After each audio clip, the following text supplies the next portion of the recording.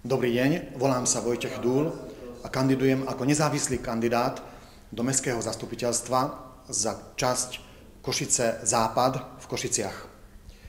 Vždy som si myslel, že do politiky idú ľudia kvôli moci a peniazom, kvôli výhodám.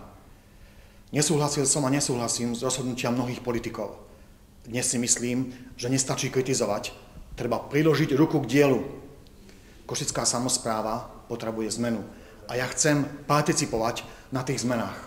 Osobne si myslím, že každý človek môže robiť prácu, ktorú má rád a ktorú nerobí len kvôli peniazom. A tiež, že robí prácu, kde môže rásť, napredovať a vyvíjať sa. Práve preto podnikám.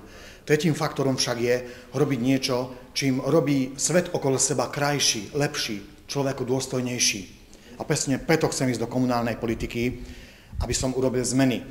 Viem, že sám veľké zmeny nedokážem, ale my v tíme pod vedením Mareka Kažimíra, v tíme odvážne riešenia pre Košice, ponúkame zmysluplné ciele, ktorým dokážeme zlepšiť nielen Košice, ale aj život Košičanov.